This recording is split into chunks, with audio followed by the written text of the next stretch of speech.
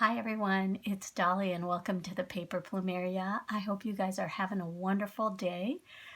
So today I wanted to talk about snippet rolls. This is a snippet roll. There's actually a bunch of tutorials on YouTube that have been done by other crafters and very well done, I might add. But I thought that since I'm going to have to make one, I would go ahead and do a video of my process for you guys. So my plan was to make a snippet roll for a challenge that I wanted to join here on YouTube, where the crafter loves shabby chic and she also makes journals. So I thought that a snippet roll might be appropriate as one of the items that I would create for her. And I believe she had listed that one of the items that you create could be a craft of your choice. So this snippet roll would be the craft of my choice. So as you can see, this is not going to be my first attempt at making a snippet roll. I've made a couple already. I wanted to try making one that was a bit wider though this time, so that she can use it as a pocket or cut it up and use it as a pocket in a journal. I feel like this is not wide enough. I mean, you can definitely use this as a pocket, but I wanted to make something a little bit larger, and this has a lot of darker colors in it, where I would consider it more vintage than shabby chic, and I believe she is more of a fan of shabby chic. So this is the very first snippet roll that I ever made. Here it is, and let me show you what it looks like. So what you usually do with a snippet roll is you would make it as long as you want, and then when you go to make your journal, you can cut out portions at any time. Like if I wanted to cut this much off, I could cut this much off and just use this portion as a belly band, as a pocket in the journal, or whatever I wanted to do with it. And you would have a lengthy piece that you could use it on several pages of journals. Okay, so that was my snippet roll. What I'm going to do today is I'm going to show you how to create the base, and then we'll go from there. So let's start with talking about the base. Like I said, most of the time I've seen them done using strips of thin cotton, just torn into 2 to 3 inch wide pieces from a solid white or beige fabric or muslin. Sorry, I can never pronounce that. You can usually make the strip as long as you like, but I usually stick with about 1 yard in length. Just because I don't want the strip to be too long, because then I'm too overwhelmed, and it's easier to finish one if it's not too long. I don't know what this is. This might be polyester. I'm not sure if it's polyester or cotton, but it does not feel like cotton to me, but I think polyester is fine. So you can just tear a strip like this from your fabric so that you have the frayed edges and they're visible, because you do want it to look shabby. So this one was torn. You can clearly see the frayed edges of this one. Of course, there's no rules as to what fabric you can use. It's your snippet roll, so you can use whatever you want. I think it's just a suggestion that you use a thinner fabric so that it doesn't bulk up too much, since you'll be layering it. Also, if you don't have a solid fabric, in your stash, you can always look for some wide solid ribbon. So let me show you some solid ribbon that I had found and that I was intending to use the next time that I would make a snippet roll, but I'm not going to use this today. So I found these at Hobby Lobby, and these are ribbon, but they're very thin. They're made out of 100% polyester. And they were actually 50% off of $3.99. So if you ever go to Hobby Lobby, and you see these and they're on 50% off clearance, you can grab either the white or the beige, and they would make perfect bases for your snippet roll. Okay, so I'm putting that aside because I am not going to use that today. So what I'm going to do today is we're going to work on the base for this fabric here, this strip of fabric. I'm going to go ahead and put this aside, the one that I've made, and I'm going to show you another finished base that I completed, but I'm not using today. I just kind of want to let you guys see the beginning, the middle, and the end. So this is the strip, the base that I've finished, and as you can see, this does not have any embellishments. I did not decorate this. This is just all of my pieces that have already been sewn onto the base. So once you accomplish this, it's time for the fun, and you could actually start embellishing and adding all of your lace and whatnot. So I'm going to go ahead and put this aside. All right, so like I said, today I'm going to use this piece of fabric since I already have it. And before we start, let's also talk about the scraps that you'll be using to add on to your snippet base. So if you're like me, you probably have lots of bits and pieces of remnants from fabrics that you've used to make or to sew things.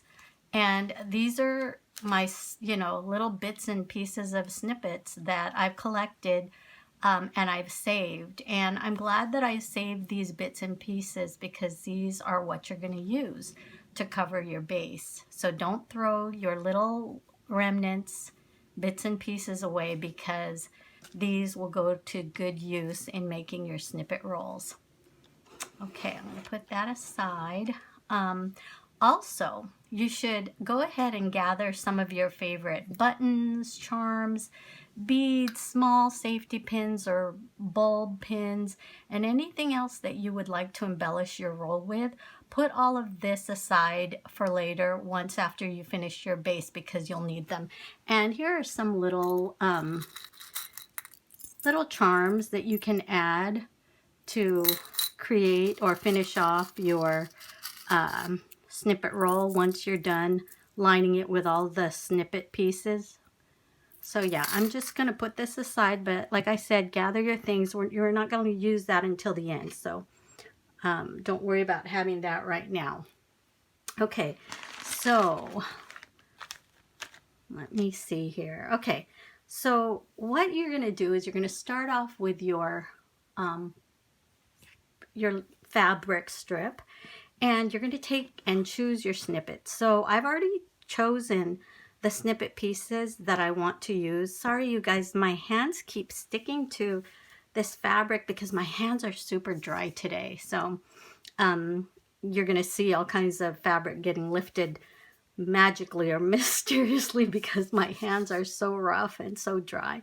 All right, so what you're going to do is you're going to layer this. And some of you who don't have sewing machines, it's fine. You can use fabric glue. I've seen it done.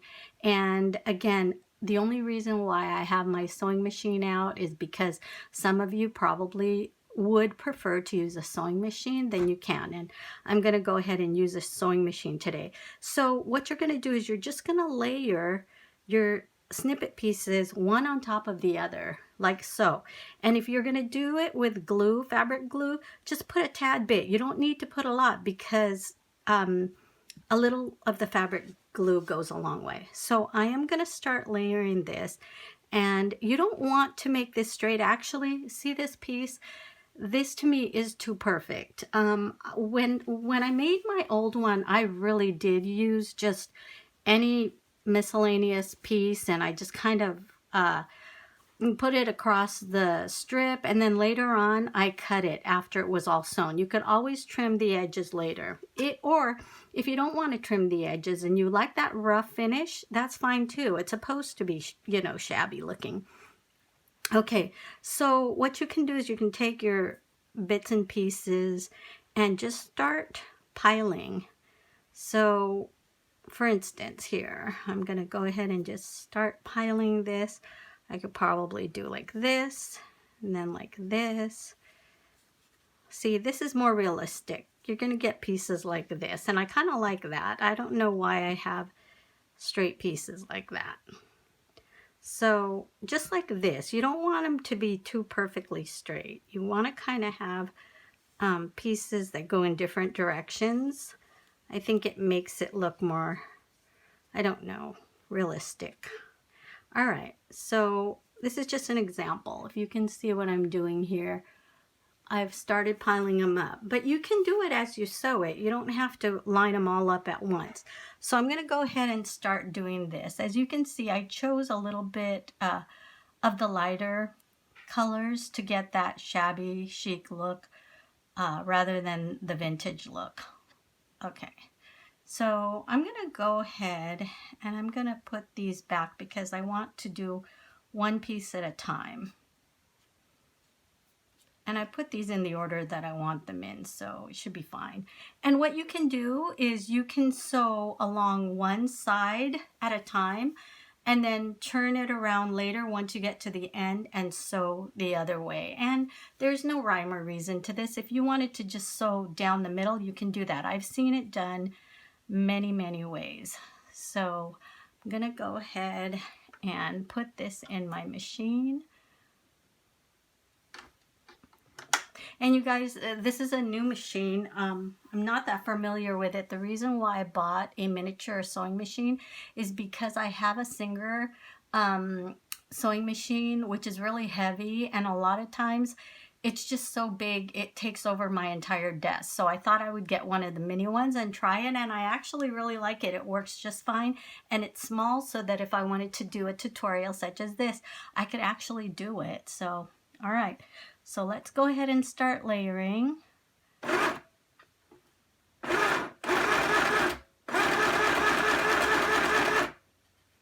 may have to speed up this video, you guys.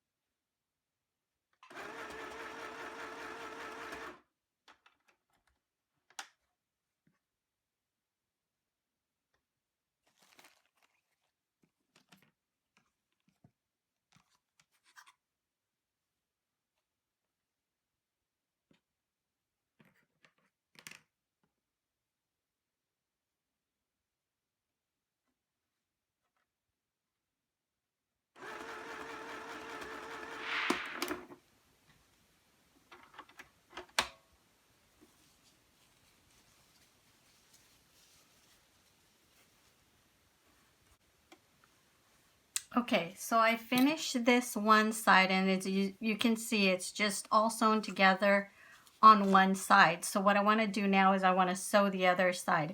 And don't worry, you guys, because we can trim all the excess pieces. I just wanted to make sure that I got everything in the order that it's supposed to be in. And you could kind of see that I've tried to put it in a certain order where I didn't have too many pinks at once or too many whites all at once. So now I've turned it around, and you're just going to sew across, and I'm going to go back down the opposite end to make sure that these are all in place. So I'm going to go ahead and I'm going to speed this up again.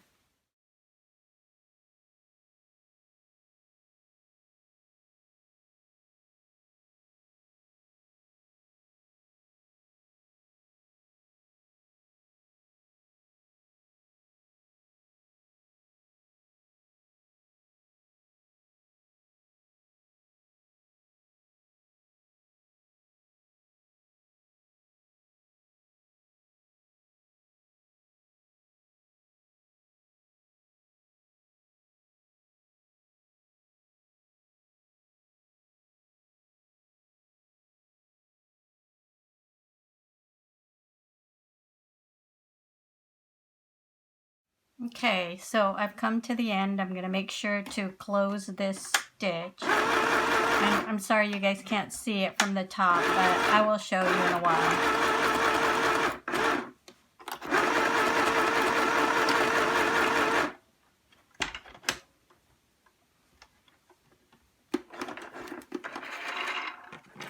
So it's a little bit uneven at the edges, but again, I can either leave it like this, or I can cut and trim across like certain parts of this that kind of look, I don't know, it doesn't look, it looks too planned out, if you know what I mean. So I can just make them a little uneven if I wanted to.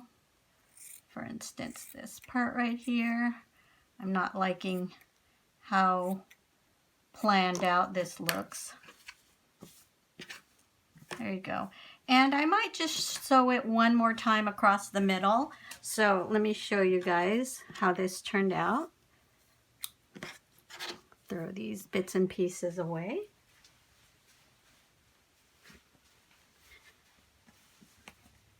Okay, so you kind of get an idea of what your roll or your base is going to look like after you've laid all the fabric.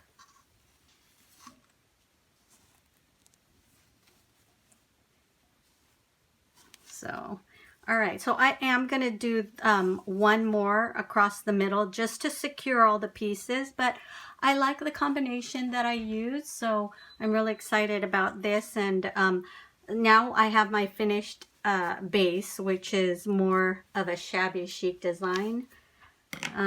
Here's my vintage one, and here's the difference. This is only about 2 inches, whereas this is wider, about 3 inches.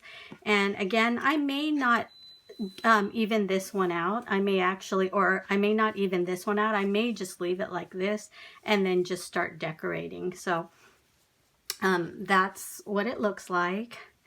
So let's go ahead and move this aside. So now here's the other thing that you guys can do.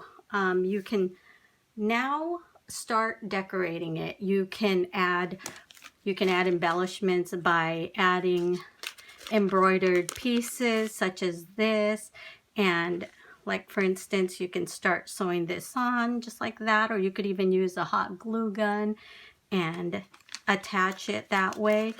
Here's some more embroidery or embroidered pieces or appliques that I got off of an old wedding dress. You can add a little bit of shine or glimmer to certain pieces by maybe just adding that onto here like this. And with that, once you guys are done, you can add buttons. You can add just about anything. So you can take your little charms and you can even add these to it by pinning them on. So let me give you an example. I've already shown you the one that I finished. So it would be just like this one right here, where you can just sew on buttons. For this one, I've sewn on some beads. So you can see there's a bead right here. I've sewn a button on, and then I used a bulb pin to add my little charm, and then a little tiny heart dangle, as you can see. And I sewed this little floral fabric floral on, and some of these are just pinned on. The beads are sewn on. Some little floral appliques that I added. I just used glue for this. I actually used fabric glue. And then if you want, you can add more to these little appliques and just sew on some little seed beads. It adds to it. It really adds to it. So here I've sewn on a ribbon, or maybe it feels like I glued that one on. So yeah, there's a variety of things that you can do with that. So here's another thing that I wanted to show you. I'm going to put these aside. So once this was completed, I wanted to kind of present it in a better way when I decided that I was going to gift this to a friend. So I wanted to go ahead and make it presentable. So a lot of times I've seen these where people have wrapped them around these really neat long pieces of scroll wood. They look vintage, but I have no idea where to get those wooden scrolls from. I've seen a lot of ladies on YouTube where they had a wooden scroll and they just put it right through here so that you can unravel it. And again, I have no idea where to get those, you guys. So this one, what I'm planning to do is I'm just going to close it off just like this. But and it's probably too close to this pin right here. Maybe I will do it the other way. Maybe I'll do it this way. So I thought I would make a little pouch for it instead so that it would possibly stay clean, and it would look cuter to have its own little pouch to sit in. So let's go ahead and close this off like this. This one's a little bulky, as you can see. I feel like I might have added just a little bit too many embellishments on this, but it's okay. Like I said, it's your snippet roll. You can decorate it however you want. So I'm going to go ahead and close this off. Okay, there you go. So it seemed to close better last time. So there you go. This is what it's going to look like. And I wanted to present it in a better way. So what I did was I actually created a pouch for it, or a pocket for it. And here it is. Let me show you what the pocket looks like. So this is the pocket that I created for it. And it's just like this. So it would go right in here, just like that. And it fits perfect. And you guys, this pocket, it was so easy to make, and I'll tell you why. So it would be just like this, and this is how I would present it, or how I would gift it. So this is actually from an old blouse that I bought, or that I thrifted. And if you look at it, it's kind of sewn. You can tell where it's sewn as a camisole. It was a camisole. And this is actually one of the little, one of the breast lines, and this was right here, the strap to the breast line. So I used one side, and then the other side of the breast line is the backing, or the front part of the little pocket. And I just cut the sleeve strap off, and that's what created this little pocket. And then I just added a floral or fabric ribbon to the top, and you can close it off just like that. So that was a really easy pouch. But then I thought about it, and I thought there's got to be an easier way to make a pouch for this that looks kind of cute. So I put this, I'm going to put this aside, and I'm going to show you another thing that I found.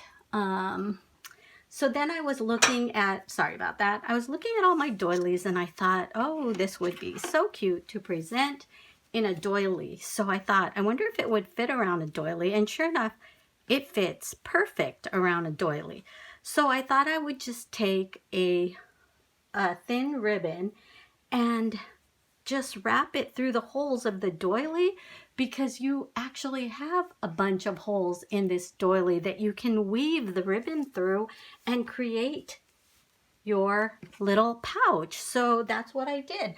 Let me show you the pouch that I made. And here it is. This is what it's gonna look like. So that was simple enough, and I actually liked this little pouch better than this little pouch or this little pocket that I made.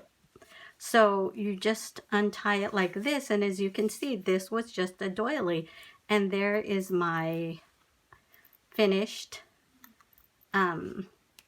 snippet roll. And then you just close it up like this, and I thought it makes a really decent gift, and I like that the pouch holds it in place just like that, and I didn't need to go and look for those little scroll wooden pieces. It worked just fine.